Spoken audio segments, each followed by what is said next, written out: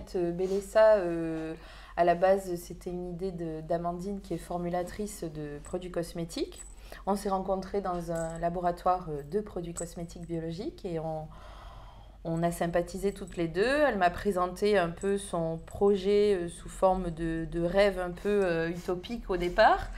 On fabrique des produits cosmétiques naturels, sains surtout, des formulations très saines, de façon le plus éthique possible dans tout le processus de fabrication, à savoir le sourcing en Cévennes, chez des petits producteurs, le concept des packaging qui se fait toujours en se posant la question d'avoir des matières éco-responsables et toujours en région le plus possible.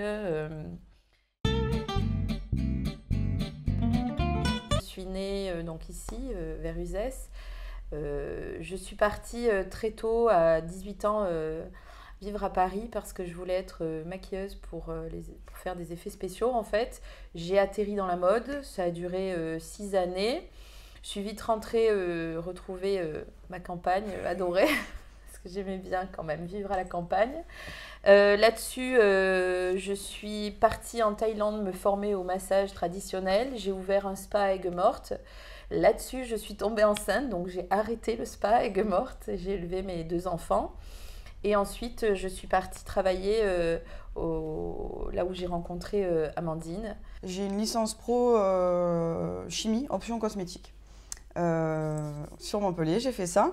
Et après, oui, donc pendant 3 ans, j'étais formulatrice donc, dans ce labo où on s'est rencontrés à côté d'Uzès. Où pareil, j'étais aussi principalement formulatrice, mais comme pareil PME, du coup j'ai touché à la qualité, un petit peu aux aspects réglementaires, j'étais très proche de la production et je pense que déjà tout ça, ça m'a bien aidé à avoir la conception globale du produit. On savait qu'il fallait bien mesurer tout le pour et le contre, donc savoir quel investissement ça allait nous demander. De ne pas trop nous mettre en danger, voilà, pour que la famille elle puisse quand même continuer à vivre. Donc ça, c'était quand même une peur.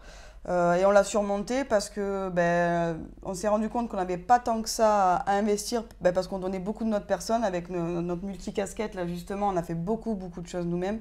Il y a eu beaucoup de débrouilles. Donc ce qui fait qu'au finalement, on n'a pas eu beaucoup d'investissement de départ et du coup, ça nous a un peu soulagés. Tant bien que maintenant, si c'était à refaire, je pense qu'on investirait plus. Le double.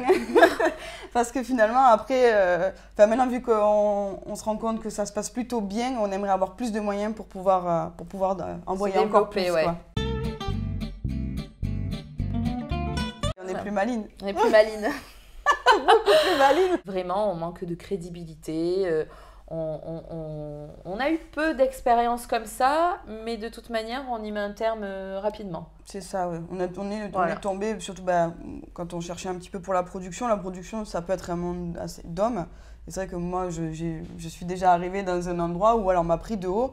Et le fait est que nous, après, on ne cherche pas à comprendre, on tourne le dos et puis on ne veut pas travailler avec des gens comme ça. Je suis tout le temps en train de regarder les nouveaux ingrédients qui sortent en termes de formulation pour trouver des nouvelles textures, des choses un petit peu sympas. Il y a aussi se promener en Cévennes, ça aide beaucoup. Je suis en train de regarder quel ingrédient on va pouvoir valoriser, dans quel produit. Voilà, ça c'est assez stimulant. Un des produits qu'on a fait qui est 100% Cévenol, c'est notre petit chouchou. C'est juste 5 ingrédients et tous trouvés en Cévennes. Donc voilà, ça c'est quelque chose qui me motive. Déjà, le plus gros conseil, c'est de bien préparer et maîtriser son projet. Comme on disait, faire un business plan et vraiment ne pas avoir peur dans le business plan de réfléchir en chef d'entreprise et pas en bon père ou bonne mère de famille. Nos comptes ne sont pas les comptes d'une entreprise.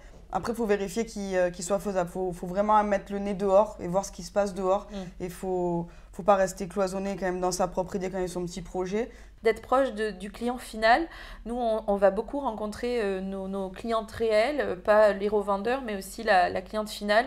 Et à chaque fois, on se dit, mais quelle bonne idée, parce que c'est de là qu'on s'inspire, c'est de là qu'on a les retours, qu'on voit, qu'on a les idées. C'est-à-dire que là maintenant on est très implanté en Cévennes et tout autour. On a signé notre, je crois, 52e client avant-hier. Donc là maintenant l'idée c'est voilà, de proposer nos produits au niveau national avec des endroits, voilà, très ciblés, très sélectifs qui vont avoir le coup de cœur comme nous pour la marque et qui vont bien s'en occuper.